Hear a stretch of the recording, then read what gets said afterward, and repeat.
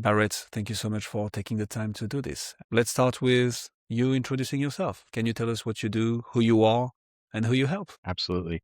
So my name is Barrett Young, and I'm the tax and marketing partner at a CPA firm in the Southern Maryland area, just outside of DC. We provide tax, accounting, financial statements for closely held, privately owned businesses between $5 to $30 million in revenue.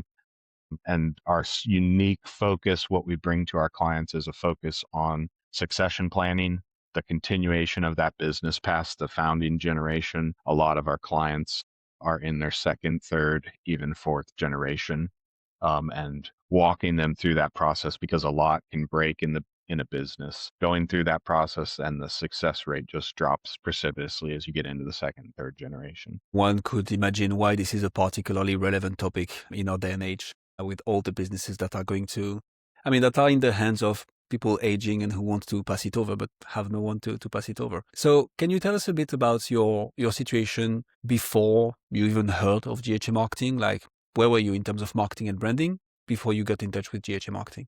Yeah. So YouTube was a specific focus of mine about 2.5 years ago, building out the YouTube channel. Within the first 6 months, it also meant launching a podcast for our brand, for that knowledge base. So coming up on 2 years now with the podcast. When I started with GHA, it had been about a year in. And at the time, I was using a video editor to edit our podcasts. And yeah, just a whole mix of things. So podcasts take a long time to get off the ground. I wasn't really happy with the quality of the podcast and the promotion of the podcast. So it kind of felt like it was tacked on to our existing shorter videos for YouTube. And that's where we were about that time. We host 2 interviews a month with business owners who purchase their business from somebody else. So somebody who's been through that succession journey, hearing their stories. And yeah, it's been an enjoyable process over the past 2 years, but that's where we were at about year one. Nice. And the concept makes absolute sense when we understand what you do with the business. Before we started the discussion together, Barrett, how did that situation make you feel? So podcast, not at its full potential, some bits and stuff on YouTube. How did all that make you feel, and what were you unable to do that you wish you could? Yeah. I mean, starting a podcast is hard. So starting a YouTube channel is also hard. And I was confronted with that just in the whole first year of doing that. A lot of the podcast promoters out there, a lot of the YouTubes that grow your YouTube channels that are out there, they all pretend like it's an overnight success. And I felt like we had a great platform. I felt like we had great content through our podcast. It just was not getting noticed. It was not getting seen. And some of that is, again, I was tacking podcast editing onto a YouTube editor, and those are two different types of needs. And then some of that is just the first year.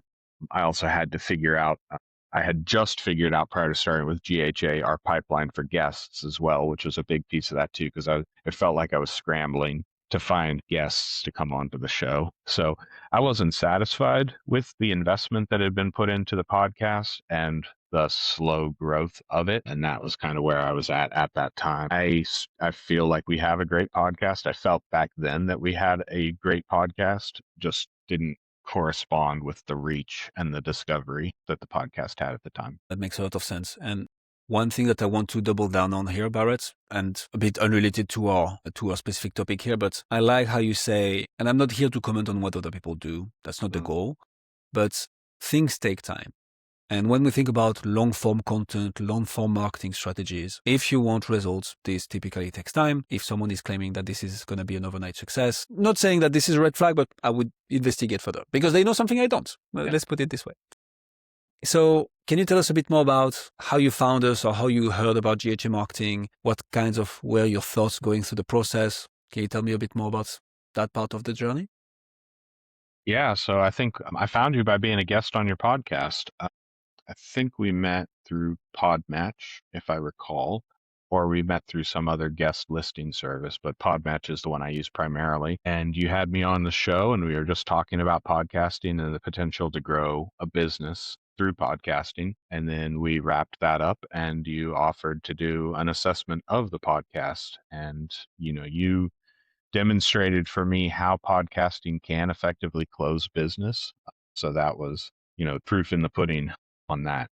I'm still struggling with that, especially because the guests on our podcast have already gone through succession planning. So I don't really see our guests as directly potential clients, potential customers for our business, but I do see gaining that experience, exposing our listeners to that, and I'm tweaking different ways of showing uniquely how we are able to walk them through this so that hopefully they can avoid some of the same mistakes that my guests have gone through as well. But that's, how you converted me into a client from a guest to a client, which I think podcasting still is uniquely positioned to be able to do because it builds know, like, and trust with a guest, with an audience before they ever actually reach out and become a client. Amen to that.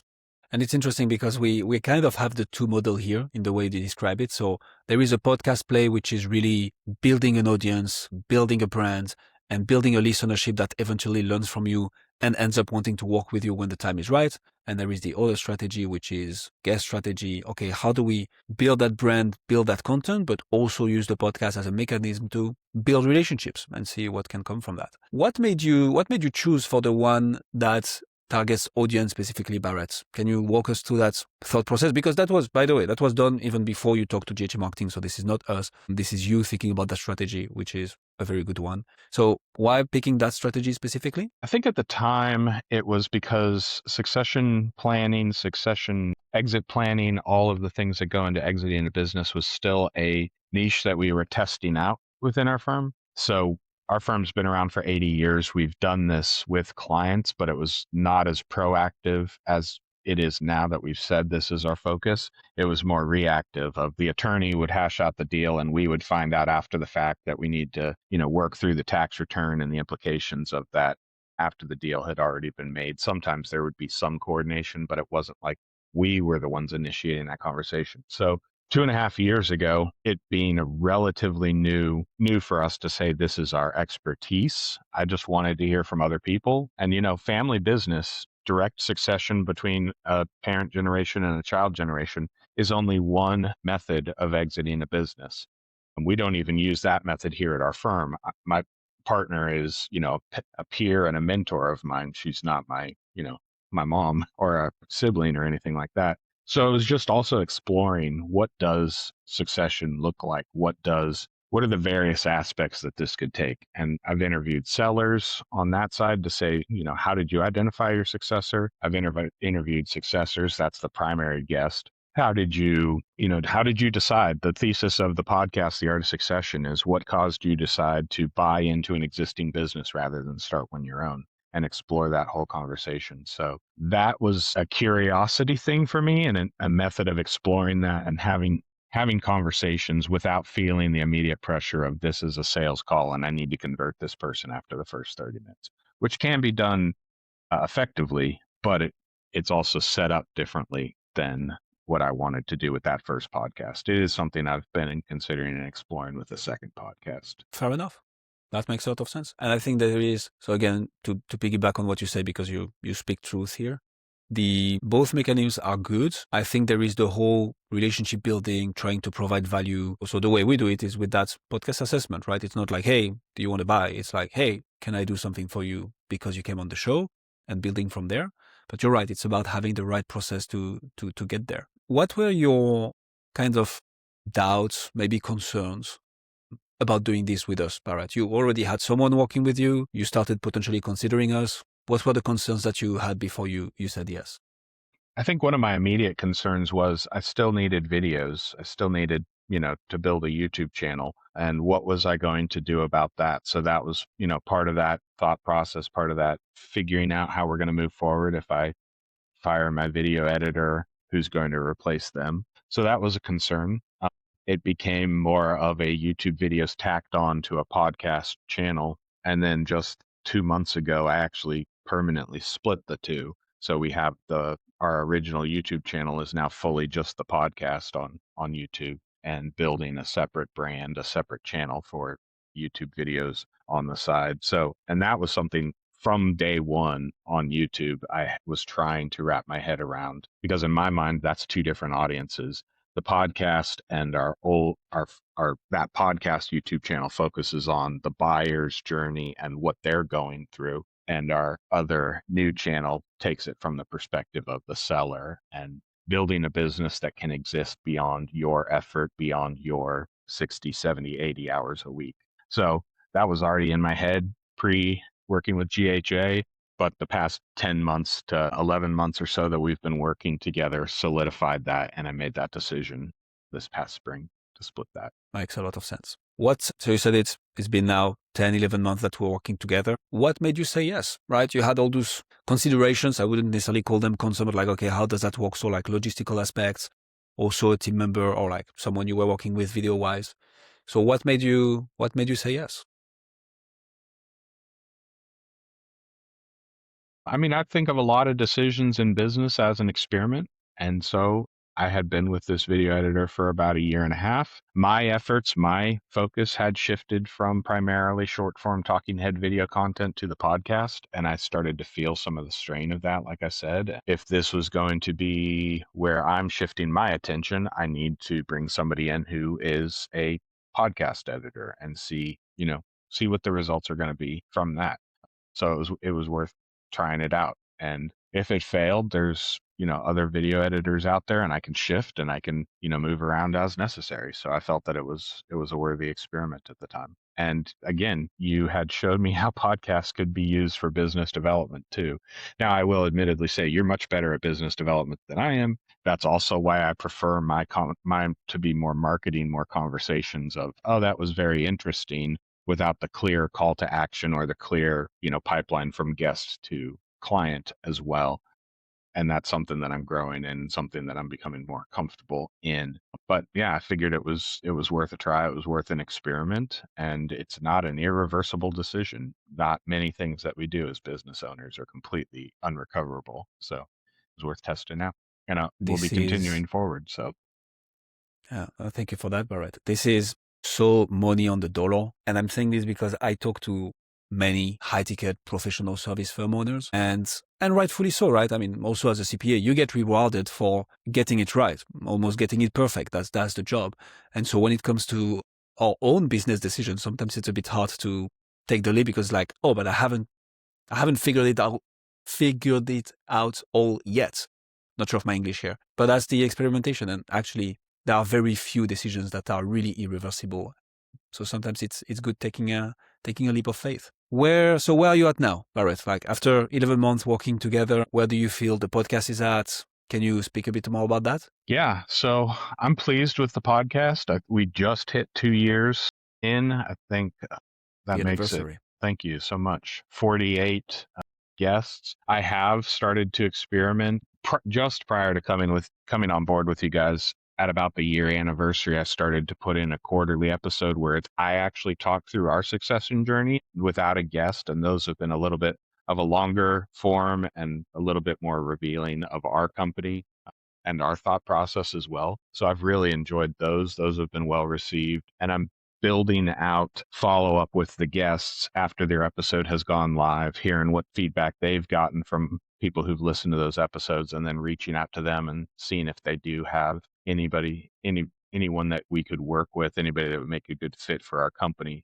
So I've been developing all of those things. I'm still not 100% convinced on all of the various social media channels that our short form video has posted to. So that I will just say that we are on everything that's out there: TikTok, Instagram, YouTube, Facebook Reels, LinkedIn, and X. So we're on all those platforms. Some of those I had to create specifically so that you guys could begin pushing out content onto those things. I don't know that much discovery has come from that. My primary two focuses before and still today are the YouTube channel and then promotions on LinkedIn. And I'm pleased with the frequency of contact and connection and content that's getting posted to those channels. Still not convinced on some of those other ones, just for our target audience and where they would actually find us and be like, oh, wow, I saw your video on TikTok. I should trust this accounting firm with my $10 million company. But who knows, maybe in the future. So Barrett, I appreciate you and respect you so much for sharing this because it is important. So I'll say this one thing. I agree with you. I don't think someone will watch a 30-second video on TikTok and will hire, a CPA firm for their $10 million succession. The way we think about this, and maybe for people asking themselves the question, and curious to get your thoughts on this, is we're doing it for YouTube anyways, right? Because the short direct to the long get the traction, the long get targets towards a call to action, a lead magnet whatsoever. So the content is produced. We might as well post it everywhere else just for brand awareness. Someone getting in touch with you, if they check you out on TikTok, they won't make a purchasing decision, but they might just like, oh yeah, it's Barrett. And it's like staying relevant, top of mind. But I agree with you. It's I don't think we've had any. Actually, we had one, but she's more B2C, get real business from TikTok. Most of the rest is brand awareness. What are your thoughts on this? Yeah, I mean, if it was a matter of, and I don't know what you guys are, how you currently structuring your pricing deals, but if it was a matter of GHA was saying, well, in order to do these additional channels, it's an additional, cost per month, I would say no. But Maybe we should do that. kind of that same thing that you just said, the shorts are created. They should be pushed out to those channels. And what's actually funny is I can't get my team members to watch our YouTube shorts. At least I don't think I can. And they're not on LinkedIn regularly to see them there.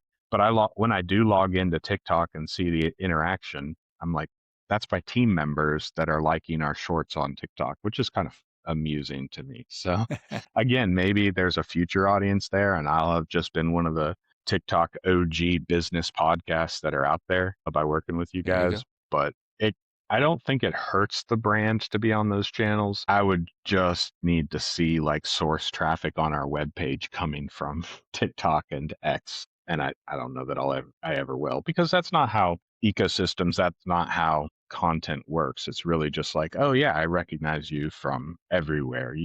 I don't think I could pinpoint, like I said at the start of this conversation, I don't know the first time we interacted, which source it was, but you become aware of a brand, and then you start to see that brand other places, and you start to see their stuff more frequently, and it's like, oh, okay, so this person's legit.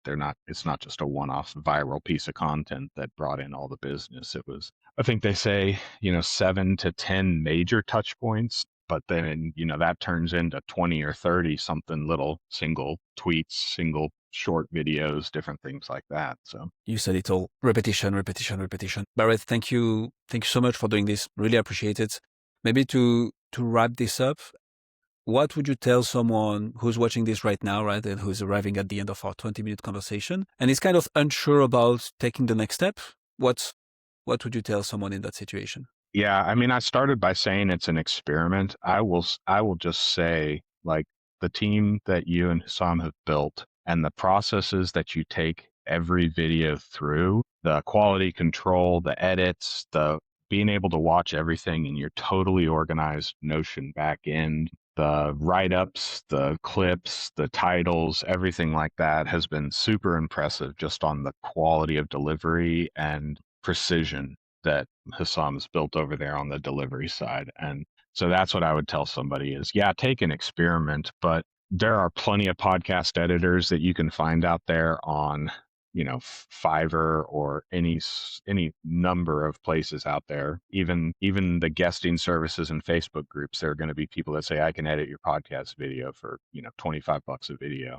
But the production quality and the professionalism of the product that you guys have created and allowing me to see the process and the back and forth and everything just completely puts my mind at rest. And I think it will for any of the listeners as well. Barrett, thank you so much for taking the time to sit down with me today. My pleasure.